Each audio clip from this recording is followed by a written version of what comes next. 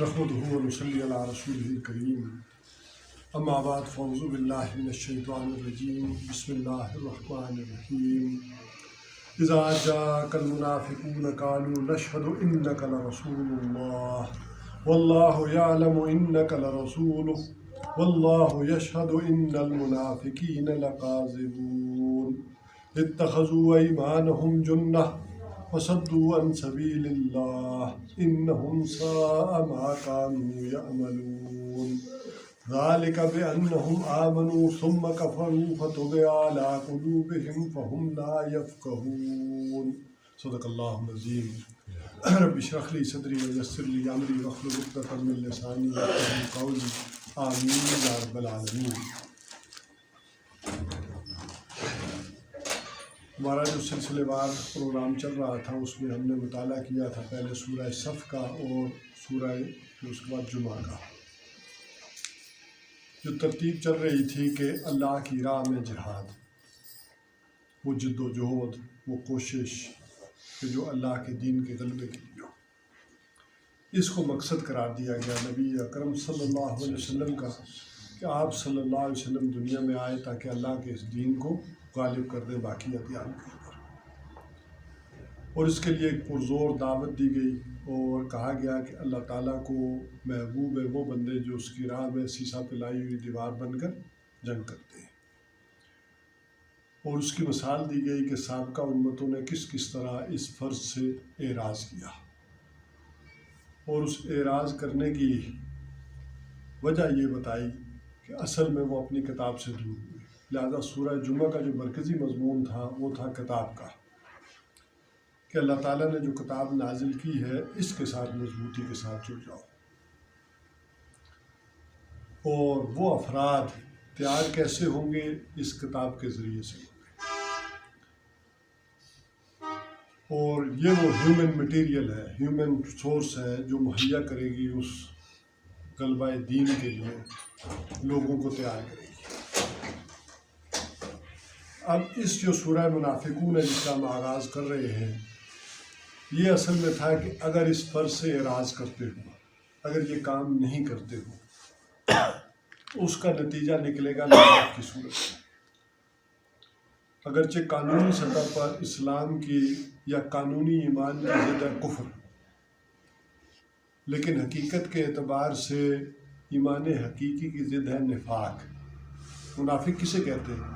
کہ وہ آدمی جو اسلام کا، مسلمان ہونے کا مدعی ہو اور حقیقت میں کافر ہو، اس آدمی کو ہم کہتے ہیں کہ یہ کون ہے؟ یہ منافق ہے۔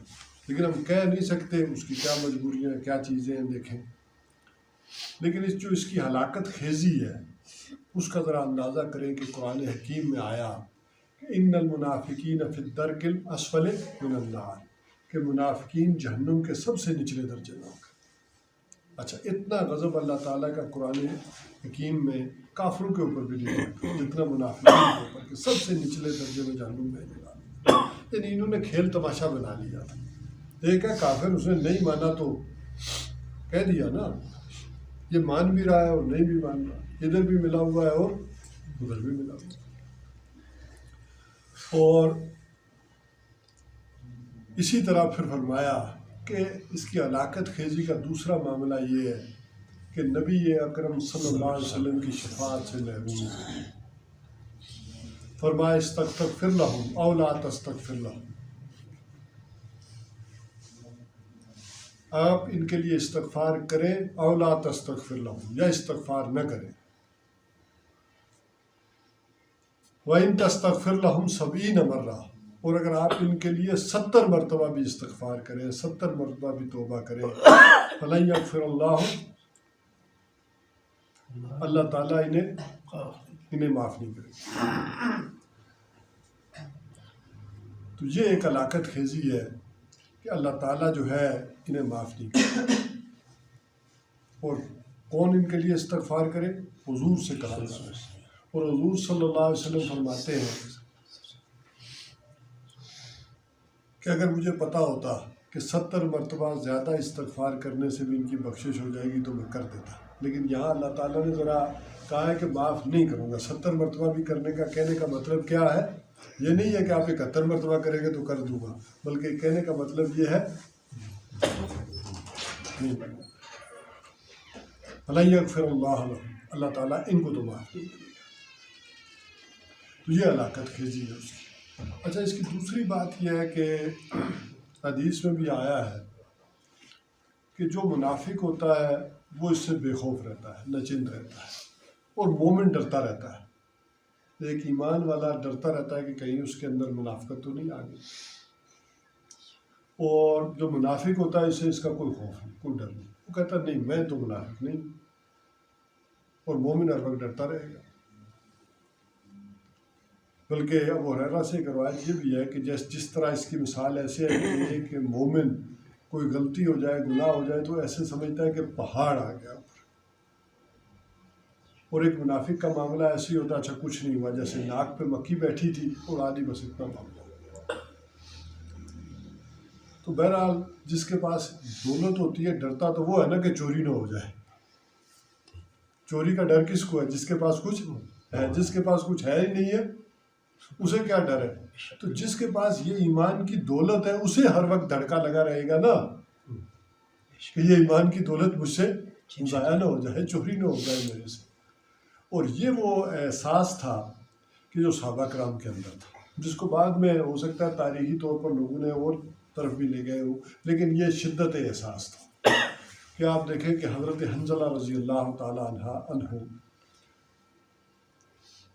وہ دیکھا تو کہے جا رہے ہیں نافق حنظلہ، نافق حنظلہ، حنظلہ منافق ہو گیا۔ راستے میں حضرت ابوبکر صدیق رضی اللہ تعالیٰ عنہ مل جاتا ہے، انہوں نے پوچھا یہ کیا کہہ رہے ہو؟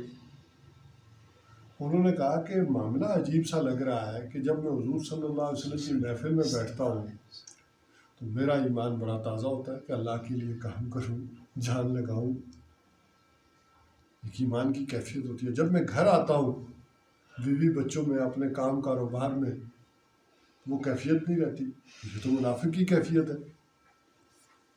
کہ ادھر بیٹھتا ہوں تو ایمان کتنا ہوتا ہے، ادھر آتا ہوں تو نہیں ہوتا، وہ کیفیت یعنی نہیں ہوتی۔ تو انہوں نے کہا کہ یہ کیفیت تو ہماری بھی ہے، چلو حضور صلی اللہ علیہ وسلم سے ہی پوچھتے ہیں کہ یہ کیا مسئلہ ہے۔ تو حضور صلی اللہ علیہ وسلم کے پاس گئے، ان سے پوچھا تو انہوں نے کہا کہ اگر تمہاری وہ کیفیت ہو جائے کہ جو میری محفل میں بیٹھے ہوئے ہوتی ہے تو خدا کی قسم فرشتے آ کر بستروں میں تمہارے ساتھ مسافر، تو یہ کیفیت نہیں ہوتی۔ یہ اس کو ایسے سمجھ لیں کہ ایک صحابی نے کہا کہ میرے دل میں ایسے ایسے خیالات آتے ہیں، ایسی ایسی باتیں آتی ہیں اللہ کی کہ میں سوچتا ہوں کہ اگر زبان پر لاؤں تو اس کے لانے سے پہلے میں قتل کر دیا جاؤں، میری گردن اڑا دی۔ تو حضور صلی اللہ علیہ وسلم فرمایا یہی تو ایمان ہے۔ یہ کیا ہے؟ یہ ایمان ہے کہ تم یہ سمجھتے ہو کہ یہ خیالات اور چیزیں تو آئیں گی لیکن آنے سے پہلے کیا ہو؟ گردن اڑا دی جائے۔ یہ ایمان کی نشانی ہے۔ اچھا، یہ اس قدر حساسیت تھی کہ حضرت عمر رضی اللہ تعالیٰ عنہ وہ پوچھ رہے ہیں حضرت حذیفہ بن یمان کو، معلوم ہے کہ وہ کہلاتے ہیں کہ صاحب سر نبی صلی اللہ علیہ وسلم۔ صاحب سر نبی صلی اللہ علیہ وسلم کہتے ہیں کہ انہیں اللہ کے نبی نے کچھ نام بتائے کہ یہ منافقوں کے نام ہیں، یہ وہ لوگ ہیں جو منافق ہیں ہم میں، لیکن یہ بات کسی کو بتانا نہیں۔ اب ذرا اندازہ کریں کہ یہ اس وقت کی بات بھی ہے کہ جب حضور صلی اللہ علیہ وسلم غزوہ تبوک سے سن 9 میں واپسی پر آ رہے تھے، تو یہ وہ لوگ تھے جو حضور صلی اللہ علیہ وسلم کے ساتھ جہاد پر گئے ہیں، اور کہاں جہاد پر گئے جہاں بچنے کی کوئی امید نہیں تھی، سپر پاور سے ٹکر تھی۔ ان کا خیال تھا کہ یہ قصہ اب ختم ہو جائے گا، یہ معاملہ اب ختم ہو کر رہ جائے گا اور یہ قصہ اب تمام ہوگا۔ کہاں کیسر عالمی پاور ہے اور حضور صلی اللہ علیہ وسلم یہ 30,000 جوان لے کر جا رہے ہیں، 1 لاکھ تو کیسر جو ہے وہ وہاں فوج لے کر کھڑا ہے۔ لیکن اسے بھی معلوم تھا کہ یہ اللہ کے سچے نبی مقابلے میں آنا گویا کہ موت کو دعوت دینا ہے، یہ خاتمہ ہو کر ہے۔ لہٰذا اس حوالے سے وہ سامنے نہیں آیا۔ اب یہ جو دھاک تھی حضور صلی اللہ علیہ وسلم کی بیٹھی پورے عرب پر، کہ اس قدر جو روم کا بادشاہ ہے وہ بھی مقابلے میں نہیں آیا، آپ نے وہاں جو قیام کیا ہے مہینہ بھر سے اوپر، تو اندازہ ہوا سارے آس پاس کے قبائل نے آپ کی اطاعت جو ہے وہ اختیار کر لی۔ تو آپ واپس آ رہے ہیں، وہ لوگ ہوں گے جن کا خیال یہ تھا کہ یہ کام ختم ہو جائے گا، مگر یہ تو ختم نہیں ہوا۔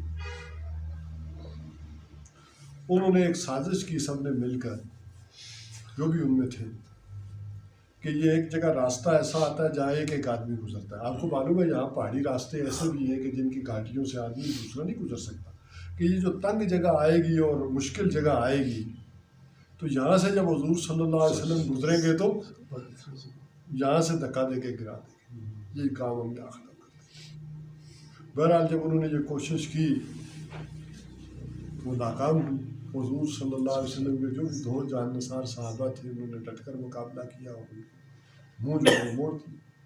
تو حضور صلی اللہ علیہ وسلم نے بعد میں بتایا، اچھا انہوں نے منہ کے اوپر ڈانٹے باندھ رکھے تھے، نقاب کیے ہوئے تھے، تو حضور صلی اللہ علیہ وسلم نے بعد میں حضرت یمان کو، اور ایک روایت میں تو ام سلمہ کو بھی معلوم تھا، تو حضرت حذیفہ بن یمان کو سب کے نام بتا دیے کہ مجھے پتا ہے فلانا فلانا فلانا فلانا آدمی تھے، لیکن تم بتانا نہ کسی کو۔ تو اچھا یہی وجہ ہے کہ بڑے اکابر صحابہ میں سے یہ احتیاط بھی کرتے دیکھتے تھے کہ حضرت یمان نے کس کا جنازہ پڑھا ہے یا نہیں پڑھا حذیفہ بن یمان۔ لیکن آپ اس کا شدت احساس کا معاملہ دیکھیں کہ حضرت عمر رضی اللہ تعالیٰ ان سے پوچھ رہے ہیں کہ میں تمہیں اللہ کی قسم دیکھ کر پوچھتا ہوں کہ ان میں میرا نام تو نہیں تھا۔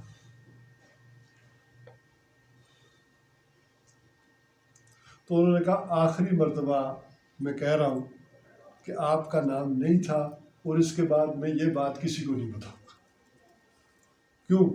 اس طرح تو ہر آدمی آ کر پوچھے گا کہ میرا نام تو نہیں تھا، تو بات تو کلیئر ہو جائے گی کہ کس کا تھا یا کس کا نہیں تھا۔ تو انہوں نے کہا یوں ہر آدمی آ کر پوچھنا شروع کر دے تو راز تو نہیں رہے گا۔ حضور صلی اللہ علیہ وسلم نے کہا تھا مجھے کہ کسی کو مت بتانا، تو ہر آدمی نے پوچھنا شروع کر دیا تو یہ تو راز نہیں رہے گا، لہٰذا انہوں نے کہا میں کسی کو نہیں بتاؤں، کیونکہ آپ خلیفہ ہیں، آپ جو ہے وہ معتبر ہیں اور مجھ سے پوچھ رہے ہیں، تو صرف آپ کو میں یہ اشارہ تو دے دیتا ہوں کہ آپ کا نام نہیں تھا، لیکن یہ میں آخری مرتبہ کر رہا ہوں، اس کے بعد یہ بات بھی کسی کو نہیں بتاؤں گا کہ تمہارا نام تھا یا نہیں تھا۔ اس حوالے سے یہ سمجھ لیں کہ پھر لوگوں نے اس کی اور ادھر ادھر بھی اس کی شاخیں نکال دی ہیں، لیکن یہ صرف سمجھ لیں کہ یہاں یہ ضرورت ہے کہ یہ احساس کی شدت تھی جو صحابہ کرام کے اندر تھی کہ کہیں ہم میں تو وہ نہیں ہے، اور یہ چپکے چپکے انسان کے اندر داخل ہو جاتا ہے۔ اس کو اس طرح سے بھی سمجھ لیں کہ نفاق کی جو قسمیں کی گئی ہیں، ایک نفاق کہا گیا اعتقادی تھا، ایک کو کہتے ہیں کہ نفاق عملی ہے، جس کی نفاق عملی کی بہت ساری اقسام بھی ہم وہ بیان بھی کرتے رہتے ہیں، کہ ایک قسم یہ ہے کہ وَإِذَا حَدَّثَ كَذَبَ، کہ جب بھی بولے جھوٹ بولے، وَإِذَا وَعَدَ أَخْلَفَ، جب بھی وعدہ کرے وعدہ خلافی کرے، وَإِذَا اؤْتُمِنَ خَانَ، جب بھی امانت دی جائے خیانت کرے۔ تو جس آدمی میں یہ تین نشانیاں ہوں فرمایا وہ منافق ہے۔ اور ایک حدیث میں ایک چوتھی بھی آئی کہ وَإِذَا خَاصَمَ فَجَرَ، کہ جب جھگڑا کرے تو پھٹ پڑے، اسے اپنے اوپر قابو نہ رہے، اسے سمجھ نہیں کیا منہ سے کہی جائے، تو وہ جو آؤٹ آف کنٹرول ہو جائے اس جھگڑے میں، اسے نہ پتہ چلے کہ منہ سے کیا کہہ رہا ہے، تو وہ بھی کیا ہے؟ منافق۔ اور فرمایا جس میں چاروں نشانیاں ہیں وہ پکا ٹھکا کیا ہے؟ منافق ہے۔ اور ساتھ فرمایا چاہے وہ نماز پڑھتا ہو روزہ رکھتا ہو، نماز بھی پڑھتا ہو اور روزہ بھی رکھتا ہو، لیکن جب بھی بولتا ہے جھوٹ بولتا ہے، وعدہ کرتا ہے تو وعدہ خلافی کرتا ہے، اور امانت دی جائے تو خیانت کرتا ہے، جھگڑا ہو تو آپے سے باہر ہو جاتا ہے، تو نماز بھی پڑھ رہا ہے روزہ بھی رکھ رہا ہے، لیکن کیا ہے؟ منافق ہے۔ تو یہ عملی نفاق کی جو ہے اصول ہے۔ لیکن اس بات کو زیادہ آسانی سے آپ سمجھ سکتے ہیں کہ ایک شعوری نفاق ہوتا ہے اور ایک غیر شعوری نفاق ہوتا ہے۔ اس کو سمجھیں کہ ہمارا جو آج کل نفاق ہے وہ زیادہ تر غیر شعوری ہے، اس کا پتہ نہیں ہے، اندازہ نہیں ہوتا. جیسے دیمک ہے، لکڑی کو لگتی ہے، وہ اندر ہی اندر گھن کھائے چلا جاتا ہے، اس چوکاٹ کو، کھڑکی کا ہو، دروازے کی چوکاٹ ہو، اسے گھن کھا رہا ہے. لیکن آپ کو تو نہیں پتہ چلتا کہ یہ کھڑکی اور دروازے کی چوکاٹ کھائی گئی. آخر تھوڑا بہت سینس تو اس میں بھی رکھا ہے نا اللہ نے دیمک کے اندر بھی. کھاؤں گی تو ظاہر ہو جائے گی، ظاہر کا چھلکا بھی کھائے گی تو سامنے آ جائے گی ظاہر. لہٰذا وہ بھی چھلکا برقرار رکھتی اندر ہی اندر. اسی طرح یہ قانونی چھلکا انسان کا جو ہے وہ یہ برقرار رہتا ہے، لیکن اندر سے وہ سارا پوری طرح کھوکھلا ہو چکا ہے کھایا گیا. اچھا اس میں کیا تھا کہ ایک شعوری نفاق تو وہ تھا کہ دور نبی صلی اللہ علیہ وسلم میں ایک یہ کیا گیا کہ جو ایمان والوں کی ساکھ بیٹھ گئی تھی کہ یہ جو لوگ ایمان لے آتے ہیں محمد رسول اللہ صلی اللہ علیہ وسلم پر، ان کی جائیدادیں ضبط کر لو، مکان جلا ڈالو، ان کے بچوں کو مارو، جو مرضی تکلیفیں دو، کاروبار تباہ ہو جائے، یہ واپس نہیں جاتے. کیا وجہ ہے؟ یہ ایک ساکھ بن گئی کہ جو مرضی ان کے تپتی ریتوں پر لٹاؤ، انگاروں پر لٹاؤ، جسم کے پرخچے اڑا دو. یہ جو بات کہی ہے اس سے پیچھے نہیں ہٹتے. اور مکی دور میں تو آپ سمجھیں کہ بات ہی یہی تھی، اور تو کوئی نہ اس طرح نمازیں تھیں، نہ روزے تھے، نہ شراب حرام تھی، نہ سود حرام تھا، کوئی عبادت اس طرح کی تو تھی نہیں، نہ کوئی اس طرح کا شریعت کا معاملہ تھا حلال اور حرام والا. بات کیا تھی؟ صرف ایک بات تھی کہ جو بات کی ہے اس پر ڈٹ جاؤ. یہی عمل صالح تھا، یہی صبر تھا، یہی حق تھا، اس پر ڈٹے رہتے. تو یہ جو ساکھ بنی تو اس پر کہا گیا کہ اس ساکھ کو ڈسٹرب کرنا چاہیے، اور اس کے لیے انہوں نے کچھ لوگوں کو تیار کیا اہل کتاب نے، خاص کر یہودیوں نے، کہ تم کیا کرو، جاؤ اور ایمان لے آؤ اور شام کو مکر جاؤ. یہ محاورہ تو نہ، صبح کو جاؤ اور شام کو مکر جاؤ، یعنی کہ کچھ دن تو رہو نا، اور جا کر یہ جو ساکھ بن گئی ہے اس کو ڈسٹرب کرو کہ ہم بھی گئے تھے محفل میں، بڑی باتیں سنی ہیں، ہم نے بھی تلاوت سنی، قرآن سنا، لیکن شام کو کیا ہمیں کوئی اٹریکشن محسوس نہیں ہوئی، کوئی حق نہیں ہے، واپس آ گئے. اگر سمجھے کہ اس دوران کسی کا انتقال ہو گیا ہوتا تو کیا ہوتا؟ اس کی نماز جنازہ بھی پڑھی جاتی، مسلمانوں کے قبرستان میں بھی دفنایا جاتا، حالانکہ وہ پہلے دن سے ایمان نہیں لایا تھا. اور بہت سے لوگوں کے بارے میں حضور صلی اللہ علیہ وسلم کو کہا گیا قرآن حکیم میں بھی کہ یہ نہ ایمان کے ساتھ داخل ہوئے تھے اور نہ خارج ہوئے ہیں، بلکہ یہ ایمان لے کر ہی نہیں آئے تھے، یہ جیسے آئے تھے ویسے ہی نکل گئے. یہ تو تھا شعوری سطح پر. جیسے ہوتا ہے جاسوس آتے ہیں، آپ کو معلوم ہے 65 کی جنگ میں جو پکڑ دکڑ شروع ہوئی تو ہمارے سرحدی علاقوں میں معلوم ہوا کہ بہت سارے جاسوس ایسے تھے جو کئی سال سے امام مسجد تھی، انہیں قرآن بھی آتا تھا، حدیثیں بھی آتی تھی اور نماز پڑھاتے تھے، لیکن تھے غیر مسلم ہندو تھے. تو یہ تھا شعوری سطح پر. لیکن اکثر دور نبوی صلی اللہ علیہ وسلم میں بھی اور بعد میں بھی جو نفاق رہا ہے وہ غیر شعوری رہا ہے. یہ انسان کو پتہ نہیں چلتا، وہ سمجھتا یہ ہے کہ میں ایمان کے راستے کے اوپر چل رہا ہوں، لیکن اندر ہی اندر وہ کھوکھلا ہوتا چلا جاتا ہے. دیمک جیسے یا شوگر جیسے انسان کو اندر سے ختم کر دیتی ہے، ایسے ہی یہ نفاق اس کو اندر سے ایمان کی دولت کو چٹ کر جاتا ہے، ختم کر جاتا ہے. تو اس حوالے سے شروع میں تو قرآن حکیم نے اسے مرض سے تعبیر کیا کہ فی قلوبہم مرض، ان کے دلوں میں ایک بیماری ہے، تاکہ جو لوگ بھی سمجھدار ہیں، عقل مند ہیں، غور و فکر کرنے والے، وہ سمجھ جائیں اور اپنی بیماری کا علاج کریں. اچھا یہ بیماری نفاق میں کب داخل ہوتی ہے؟ دیکھیں ایک صحت مند انسان جیسے بھاگتا دوڑتا ہے، چلتا پھرتا ہے، یہ صحت مند آدمی کی علامت ہے نا. اور ایک آدمی کی اگر ٹانگ ٹوٹی ہو، ٹانگوں سے جو ہے وہ جان ہی نکل گئی ہو، تو کیا ہوتا ہے؟ وہ اپاہج ہے نا، معذور ہے. اب آپ نہیں کہہ سکتے کہ یہ چل ہی نہیں سکتا، یہ معذور آدمی ہے. اسی طرح ایک آدمی جو کسی شے کو حق سمجھتے ہوئے قبول کرتا ہے، ایک صحت مند آدمی کی بات، جو روحانی طور پر بھی صحت مند ہے، وہ اگر کسی بات کو نظریے کو قبول کرتا ہے تو پھر ڈٹ کر اس کا ساتھ دیتا. اگر وہ نہیں دے رہا تو اس کا مطلب ہے یہ بھی بیمار آدمی ہے. ایک آدمی جسمانی طور پر بیمار ہے اور یہ آدمی کیا ہے؟ روحانی طور پر بیمار ہے. یہ بیماری ہے. اور اس بیماری کے پیچھے اصل شے کیا ہے؟ وہ ہے جان اور مال کا تحفظ. جان کا بچانا، مال کا بچانا. اسی لیے قرآن حکیم کہتا ہے کہ یہ منافق مخلص ان کے ساتھ بھی نہیں. یہ کافروں کے ساتھ اگر ملے ہوئے ہیں تو مخلص ان کے ساتھ بھی. اگر خلوص ہی اختیار کرنا تھا تو وہ اللہ کے ساتھ کرتے، اللہ کے رسول کے ساتھ کرتے، اس دین کے ساتھ کرتے. ان میں تو یہ کمی ہے. لا الہ ہاؤلائے ولا ہاؤلائے، نہ یہ ادھر ہے نہ عیسائی. اصل میں بیچ میں سے تو کسی کے ساتھ نہیں. یہ اصل میں کس کے ساتھ ہے؟ اپنی جان کے ساتھ ہے، اپنی مال کے ساتھ ہے. اصل میں تو انہیں وہ تحفظ درکار ہے کہ اگر کہیں یہ جیت گئے تو ان سے بھی کچھ بنا کر رکھو نا، تاکہ ہماری مال و دولت ساری چیزیں جو ہے وہ بچ سکیں. یہ بنیادی چیز ہے. باقی یہ ہوتا ہے کہ وہ جھوٹ سامنے آ گیا، وعدہ خلافی آ گئی. یہ علامات ہیں.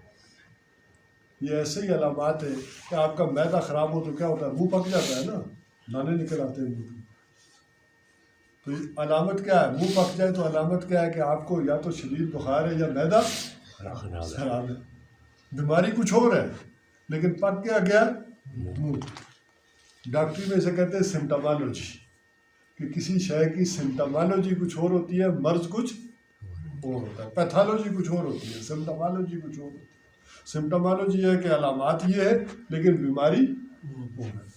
جیسے کیا کہتے ہیں وہ جس کو کھانسی ہو گئی ہے، گلا خراب ہے، بخار ہے، تو یہ سمٹم کس کے ہیں؟ کرونا ہو گئی. سمٹم یہ ہے. تو یہ اصل میں یہ جو ظاہر ہو رہی ہیں چیزیں یہ علامات ہیں، سمٹم ہیں. پیچھے اس کے یہ بات. اب آ جائے اس کی لطفی بحث کی طرف. 83 مجرد میں یہ جو آتا ہے منافق کا معاملہ، یہ نفع کا ینفقو، اس کے معنی ہوتے ہیں بچنا. اور باب افعال میں 83 مزید فی میں نافع کا ینفقو، انفاق. ایک معنی یہ بھی ہے. ایک جو ہے اس کے معنی خرچ کرنا، کھپا دینا، لگا دینا. مطلب دو معنی اس میں استعمال ہو جائیں گے. ایک یہ کہ نفق الفرس. نفق الفرس کے کیا معنی ہے؟ گھوڑا مر گیا. اور نفقت دراہم، اس کی کیا معنی؟ پیسے خرچ ہو گئے، موقع ہے نا. دو چیزوں میں بڑا فرق ہو گیا. ایک ہے کہ کوئی شے ختم ہو اور ایک ہے کوئی شے کمپلیٹ ہو گئی. ایک معنی یہ بھی ہے خرچ کر دینا، کھپا دینا، اور ایک معنی یہ بھی ہے کہ فنش، میں نے کام اپنا ختم کر لیا. تو اصل میں نافقہ کہتے ہیں گو کے بل کو. عربی میں نافقہ کہتے ہیں گو کے بل کو. گو جسے گس کرو بھی آنے ہوتا ہے ایک اور یا سے بھی ہونی، لیکن زیادہ تر کس کی آتی ہے؟ گس کرو گی. یہ اپنے دو سوراخ کیوں بناتی ہے اپنے بل کے؟ کہ اگر کوئی شکاری کتے شتے پیچھے لگے تو کیا وہ دوسرے سے نکل جائے، اپنی جان بچا لے. اسی طرح نفق کس کو کہتے ہیں؟ سرنگ کو. عربی میں وہ بلکہ جائیں مکہ میں تو حج پہ تو وہ نفق علی جو کہلاتی ہے، شیب ابی طالب سے جو ہو کر گزرتی ہے نا، وہ اس اعتبار سے انہوں نے سرنگ کا نام رکھا ہے، جو اندر ادھر سے جو ادھر جاتی ہے جمرات کی طرف، منا کی طرف، یعنی خانہ کعبہ سے مکہ سے ادھر ایک سرنگ جاتی ہے، اسے نفق علی کہلاتی ہے. تو بہرحال نفق کہتے ہیں سرنگ کو. اچھا، ہماری زبان میں بھی ایک لفظ استعمال ہوتا ہے. تو سرنگ کو بھی نفق کیوں کہتے ہیں؟ اس کے بھی دو منہ ہوتے ہیں، ادھر آدمی داخل ہوا ادھر نکل رہا. ایک ساری زبانہ جو آنے نیفا یا نیفا آنے نا. تو نیفا کیا ہے؟ جس میں آزاد بند ادھر سے ڈالے اور ادھر سے نکل آئے. اس کے بھی کیا ہے؟ دو منہ. اب یہاں سے تشریح کریں کہ منافق وہ آدمی ہے کہ جس کے اب کہتے ہیں دو چہرے ہیں، اندر سے اور ہے اور باہر سے اور ہے۔ ویسے یہ جو لفظ ہے سیاست کا یا پولیٹکس، اس کا مطلب بھی کیا ہے؟ 100% ٹھیک ہے نا؟ بلکہ لفظ آپ کو اس طرح سمجھ آئے گا، یہ جو اسلام آباد میں ہاسپٹل ہے اس کو کہتے ہیں پولی کلینک۔ پولی کلینک کیوں کہتے ہیں؟ پولی کہتے ہیں بہت سارے، ٹھیک ہے، جیسے کہتے ہیں ایک اور لفظ بھی استعمال ہوتا ہے تعدد ازواج کے لیے، تعدد ازواج کے لیے لفظ ہوتا ہے پولی گیمی، ٹھیک ہے نا، ایک شادی والا، اور پولی گیمی کیا جس نے زیادہ شادی کی۔ اسی طرح پولی کلینک، یہ ابتدا میں کچھ کلینکس تھے، یہ گلے کا ہے، یہ ہڈی کا ہے، یہ فلاں گردے کا ہے، ان سب کو جوڑ کر انہوں نے کیا کر دیا، ایک پولی کلینک اسپتال بنا دیا کلینکس کو، ٹھیک ہے۔ تو پولیٹکس بہت سارے چہرے،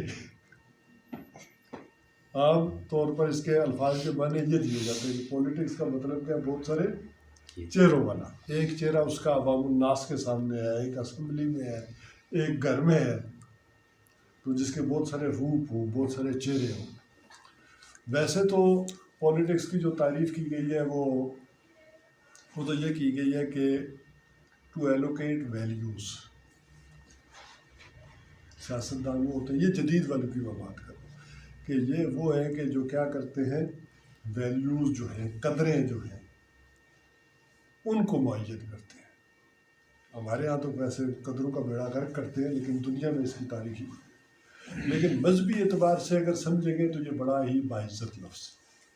یہ لفظ سائنس سے نکلا ہے، اور اسی سے سیاستدان، سائنس کیا کرتا ہے، گھوڑے کو تیار کرتا ہے جنگ کے لیے، اس کی مالش کر کے، خوب تیاری کر کے، اس کی ٹریننگ کر کے اسے ایک مقصد کے لیے تیار کرتا ہے۔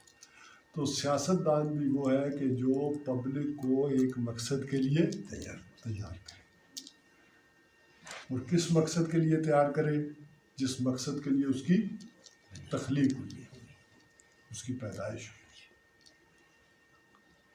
ہے۔ اور یہ کیا رہا ہے، یہ سیاست کیا رہا ہے، کار انبیاء رہا ہے، اس اعتبار سے بڑا عظیم مقصد ہے۔ کانت بنو اسرائیل تسوسهم الانبیاء، بنی اسرائیل کی سیاست کی زمامِ کار حضور نے فرمایا ان کے انبیاء کے ہاتھ میں تھی، انبیاء سیاست کیا کرتے تھے۔ کلما ہلک نبی فخلف نبی، ان میں سے جب بھی کوئی ایک نبی ہلاک ہوتا تھا تو اس کا جانشین بھی نبی ہوتا تھا۔ تو بنی اسرائیل کے انبیاء بھی اس کے کیا تھے، سیاستدان بھی تھے۔ اس اعتبار سے یہ بڑا ایک معزز اور اہم پیشہ رہا ہے۔ بلکہ صحافت بھی یہی ہے، صحف ابراہیم و موسیٰ، اسی سے یہ صحافت بھی بنا ہے۔ بہرحال یہ بات اور پہ نکل جائے گی۔ میں عرض کر رہا تھا کہ نفاق، ایک وہ آدمی جو جس کے سامنے حق بات آ گئی ہو، صحیح بات آ گئی ہو، تو اب وہ آدمی اس بات کو پہلے تو قبول کرتا ہے اچھے طریقے سے، اور پھر اس کے لیے جو بھی ہو سکے تن من دھن کی بازی لگاتا ہے۔ پھر وہ یہ نہیں دیکھتا، جس کو اس نے حق سمجھا ہے، پھر اس کے لیے وہ زہر کا پیالہ پی لیتا ہے، لیکن اس بات سے پیچھے نہیں ہٹتا۔ وہ کس نے، سقراط نے پیا تھا نا زہر کا پیالہ، کیوں پیا تھا؟ کہ جو بات تم کہہ رہے ہو یا اس سے باز آ جاؤ یا یہ زہر پی لو۔ ہم نہیں زیادتی کرنا چاہتے، لیکن تمہاری باتوں سے کیا ہو رہا ہے، ایتھنز کے نوجوان گمراہ ہو رہے ہیں، تمہاری باتوں میں آ رہے ہیں، تو یا یہ کام چھوڑ دو یا زہر کا پیالہ۔ تو کیا کیا اس نے، زہر کا پیالہ۔ یہ بات صحیح ہو تو میں کیسے چھوڑ دوں؟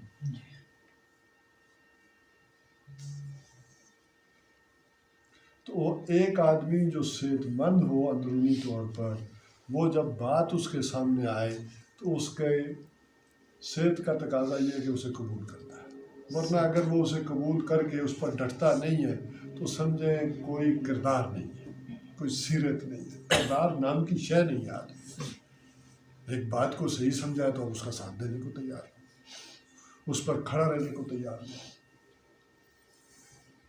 تو شروع میں یہ مرض ہے، ایسے ہی مرض ہے جیسے دارو سے سانس نکلتی ہے، ایسے روحانی طور پر مرض ہے کہ آدمی ساتھ دینے کو تیار ہے۔ یہ اس کی شرافت اور مروت اور غیرت اور حمیت کا تقاضا ہے۔ انسان کی غیرت گوارا نہیں کرتی کہ غلط کام ہے تو اس کا ساتھ دے، اور اس کی شرافت کا تقاضا ہے کہ صحیح سائٹ پر ہو اور صحیح بات کا ساتھ دے۔ ایک آدمی صحت مند ہو تو کیسے ممکن ہے کہ وہ کسی غلط کام کی طرف جائے اور غلط کام کا ساتھ دے؟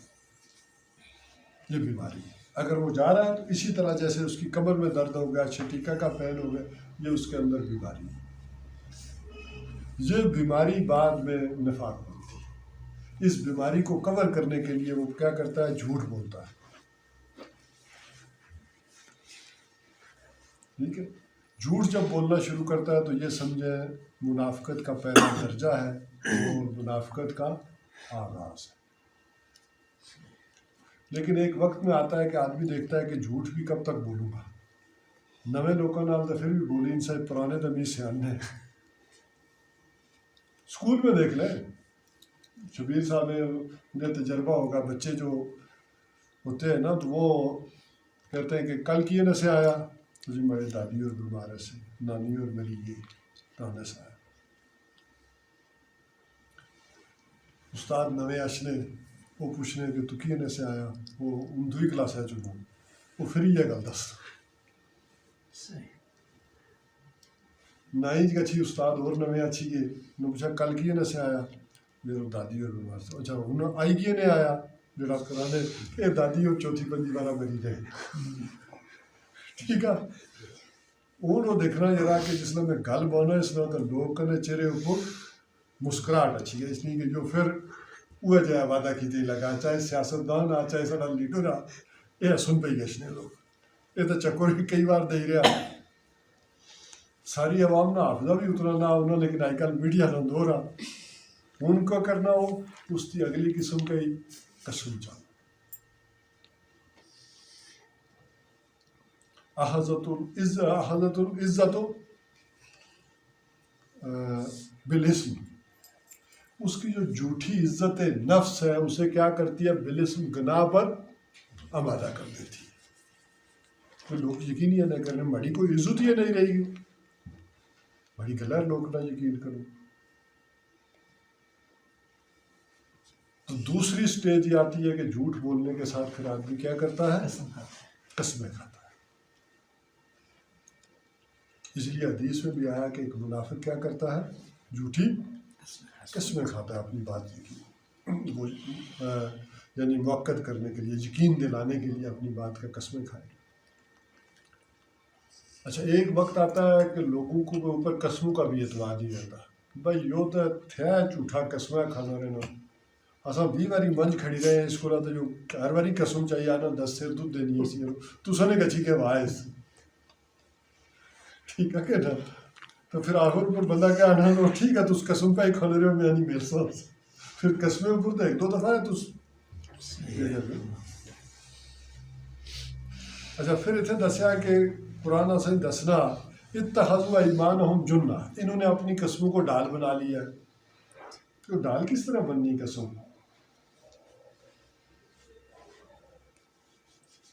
وہ تُس ایک ایماندار آدمی ہو، تُس آگے ایک آدمی قسم چاہیے تو مکری کا چھتا کیا کر سو کہ کر سکنے ہو؟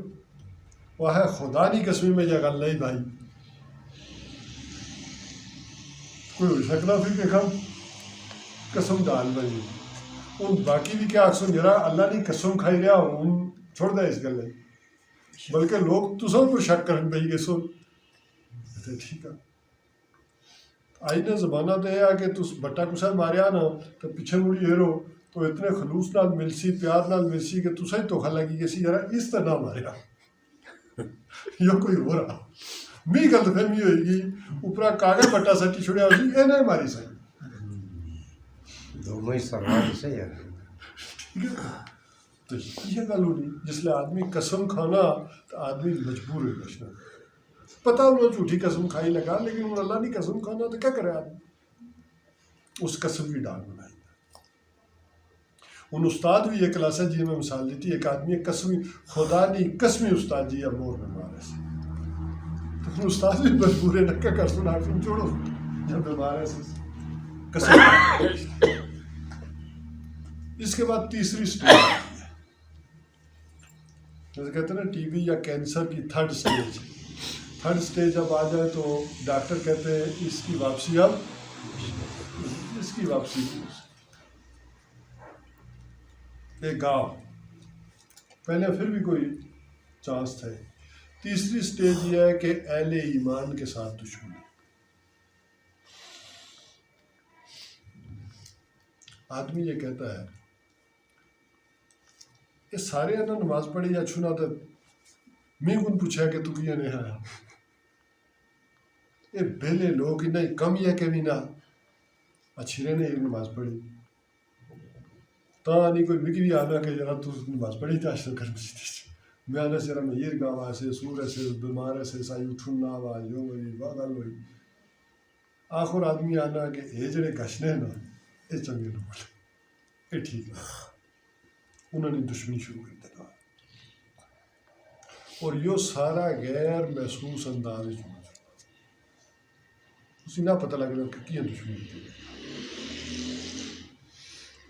یہ کڑی کی کرکچ ہوتا رو چڑھیا ہوا ہے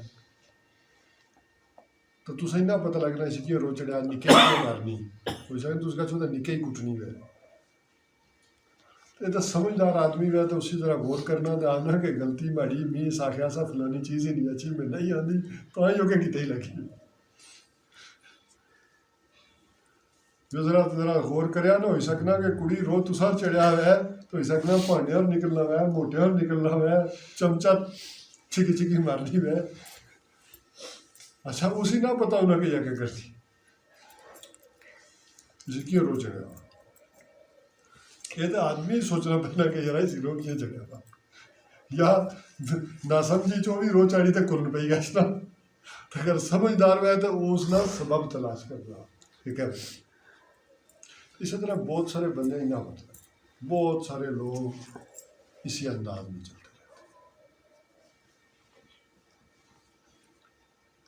اور ایک بات یہ کہی جاتی ہے کہ علم آ جائے گا تو لوگوں کو پتہ چلے گا، معلومات ہوگی، علم ہوگا، ادارے کھول لیں، درس قرآن زیادہ ہو جائے تو شاید معاشرہ سدھرے، لوگ سدھریں.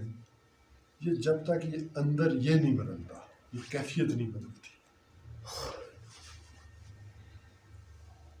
کس کو نہیں پتا کہ رشوت لینا اور دینا. ایک دو تھانوں میں مجھے جانے کا اتفاق ہوا، وہاں دیوار پر بڑا بڑا لکھا ہوتا ہے الراشی والمرتشی کلاہما فی النار. رشوت لینے والا اور دینے والا دونوں جہنمی. اور اس سے حدیث نے تھلے کھلی جائے تو تس کہنا سادے ہو تو تسا نے کونسلر صاحب یا چیئرمین صاحب آکسن میں تو ادا پتا سا 2000 روپیہ امید ہے نا میں تھوڑا مسئلہ حل کروں گا وہ کھڑی دیسی وہ لیڈر بھی ہے جب ساری صحیح ہے جی وہ رشوت دے واسو جو پتا علم تو تھا نا جو وجہ بھی ایسا ہی تلاش کرنی چاہیے نہیں کہ علم ہونے کے باوجود جو کیا وجہ.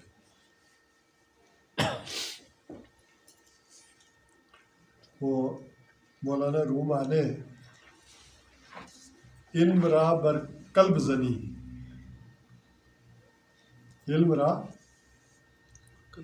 قلب زنی، علم را بر قلب زنی یار بود، علم را بر تن زنی، علم را بر تن زنی مارے بود. پہلا یار بود ٹھیک ہے نا. علم را برتن علم را بر دل زنی یار بود. علم کا اگر اثر دل پر پڑے تو یہ دوست بن جاتا ہے، وہ علم مفید ہو جاتا ہے، یار بن جاتا ہے. اور علم را بر تن زنی مارے بود. اور علم کا اگر اثر جسم پر پڑ رہا ہو، ادھر ہی خالی پڑ رہا ہو تو یہ سانپ بن جاتا ہے. اور وہ سانپ بنتا ہے کہ اس علم سے نہ آدمی خود فائدہ اٹھا سکتا ہے نہ دوسروں کو فائدہ اٹھا سکتا ہے. علم سانپ بنتا ہے، اس علم سے کوئی فائدہ نہیں اٹھا سکتا، وہ خود بھی نہیں اٹھا سکتا. اگر وہ سارا علم اس کے یہاں اثر. تو یہ میں اس حوالے سے بھی کہہ رہا ہوں کہ یہ ساری معلومات یا چیزیں جب آپ پڑھ رہے ہیں تو اس کا اصلاً اثر یہاں ہو، یہاں سے وہ تبدیلی بھی باقی ہونی چاہیے.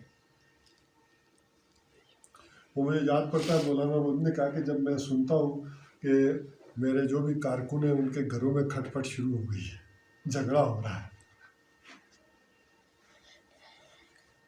تو میں سمجھ جاتا ہوں کہ بات پہنچ گئی ہے، کام ہو رہا ہے.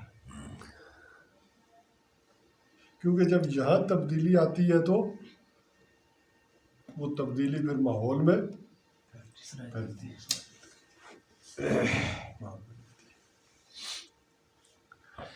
پھر وہ غلط بات گھر میں آغاز ہو جاتا ہے جھگڑے کا.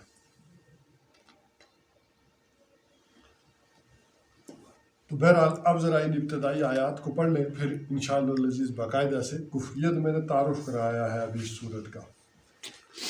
اذا جاءک المنافقون قالوا نشهد انک لرسول اللہ. اور جب آپ کے پاس آتے ہیں یہ منافق اور کہتے ہیں کہ ہم گواہی دیتے ہیں کہ آپ اللہ کے رسول ہیں. واللہ یعلم انک لرسول. اللہ کو تو خوب معلوم ہے کہ آپ اللہ کے رسول ہیں. واللہ یشہد ان المنافقین لکاذبون. اور اللہ اس بات کی گواہی دیتا ہے کہ یہ منافق کیا کر رہے ہیں؟ جھوٹ بول رہے ہیں. وہ جھوٹ سے آغاز ہو. یہاں بات کیا ہے؟ عبداللہ ابن ابی نمازیں پڑھتا تھا حضور کے ساتھ کہ نہیں؟ پہلی صف میں پڑھ رہا تھا، باجماعت نمازیں. اچھا، اور جمعے کی نماز میں حضور صلی اللہ علیہ وسلم سے پہلے کھڑا ہوتا تھا. حضور جب منبر پر تشریف لے جاتے تھے تو عبداللہ ابن ابی جا کر پہلے آ کر مصلی پر کھڑا ہوتا تھا اور لوگوں کو کہتا تھا لوگوں دیکھو یہ کون ہے؟ اللہ کے رسول ہیں، ان کی بات غور سے سنو. اذا جاءک المنافقون قالوا نشهد انک لرسول. کہ یہ اللہ رسول اللہ، یہ اللہ کے رسول ہیں. یہ منافق آ کر یہ کہہ رہے ہیں کہ ہم گواہی دیتے ہیں، ان کی ذرا بات غور سے سننا. واللہ یعلم انک لرسول. اللہ کو تو خوب معلوم ہے آپ اللہ کے رسول ہیں. واللہ یشہد ان المنافقین لکاذبون. اور یہ اللہ گواہی دیتا ہے یہ منافق کون ہے؟ جھوٹے. عبداللہ ابن ابی جھوٹ بول رہا تھا. یہاں دیکھیں زبان کے اعتبار سے سچ بول رہے ہیں لیکن یہاں دل کے اعتبار سے جھوٹ بول رہا ہے. وہ مانا ہی نہیں اس نے اللہ کا رسول نے. ان کی باتوں کے اوپر اس نے کوئی توجہ نہیں، اس کے اوپر عمل کرنے کو تیار نہیں. کہہ رہا ہے اللہ کے رسول ہے تو اللہ کے نزدیک کیا ہے؟ جھوٹا. اور اتخذوا ایمانہم جنہ. انہوں نے اپنی قسموں کو کیا کر لیا ہے؟ ڈھال بنا لیا ہے. خاص کر اس موقع پر غزوہ بنی مستلق سے واپسی پر یہ حضرت عمر رضی اللہ تعالیٰ عنہ کا غلام اور ایک جو انصاری صحابی تھے انہیں جھگڑا ہو گیا پانی نکالنے پر. حضرت عمر رضی اللہ عنہ غلام نے ایک لات مار دی کس کے. غلام دی حضرت عمر رضی اللہ تعالیٰ سے اس چھکی لات ماری، اس کی رولا پہ گا. اب اس موقع پر عبداللہ ابن ابی آ گیا. دیکھو انہیں نہیں لاجر بھائی لتا مار دیا ہوں اس مدینے کے ایسا تو کیا کر سب اصل میں جڑے عزت والے انہیں کمزوراں کی کڈی باہر مار سو. یہ تسا نے چندیا تسا نے امداد اوپر تسا نے پیسے پڑے. وہاں ایک نوجوان، یہ آگے آیات آئیں گی تو میں تشریح کروں گا. وہاں ایک نوجوان صحابی نے یہ ساری بات سن لی. اس نے جا کے اپنے چچا کو بتائی. انہوں نے حضور صلی اللہ علیہ وسلم کو بتایا. حضور صلی اللہ علیہ وسلم نے ان سے پوچھا صحیح کہہ رہے ہو؟ ہاں جی صحیح کہہ رہے ہو. عبداللہ ابن ابی کو بلایا کہ تم نے یہ بات کہی ہے. وہ جی سڑے آ رہا نا کرامچائی بکری کو لایا اس نکے کیا تھا کلا نہ نکا می جگہ لانا بالکل جھوٹ. اب ذرا آپ دیکھیں اس نوجوان کی حالت کیا ہوئی حضور کے ساتھ.